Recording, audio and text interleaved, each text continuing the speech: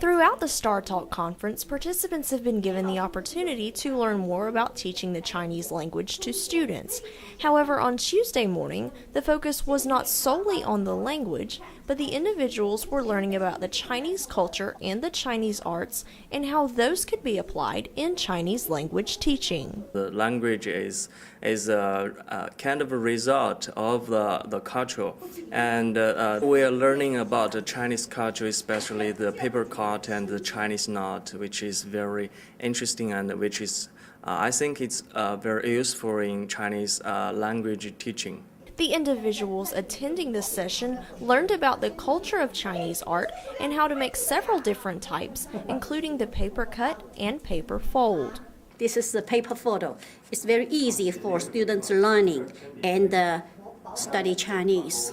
So this is why the reason for, I do think handcraft is good for the Chinese language teaching. Participating in making the different types of art presents new opportunities and methods for the participants to use when teaching the language.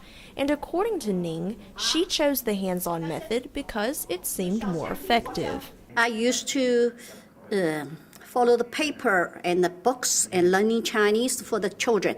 But sometimes I feel a little bit boring. So I do think handcraft will help them. They can understand how about learning Chinese is better and very interesting. And according to Wen, who attended Ning's session, the hands-on method does have advantages. When we learn these things, we get our hands on those things and do those practical things. We get confident and we know more method and also more technology to teach the language. Some of the participants think incorporating the culture of the Chinese language and the arts is important since learning the language could present challenges. You know, Chinese is a little bit complicated, especially the characters and the pronunciations.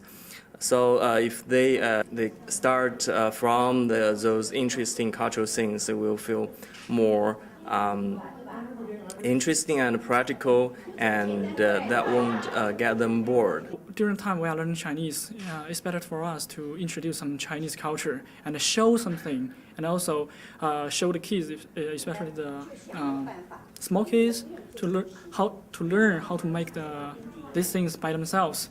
And they make it, and oh, I created this, and how to say this in Chinese. So that will be interesting for them.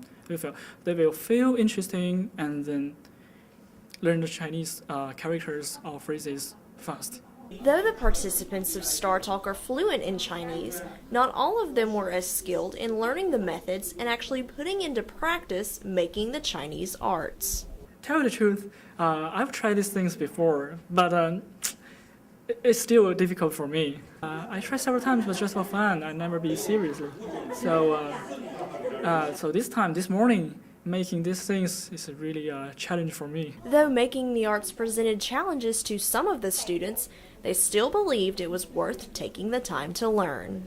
Learning this is kind of difficult for me, but it's very important and very useful. And just like you have another way to teach or apply the Chinese characters. Danielle Percival, Troy, Trojan Vision News.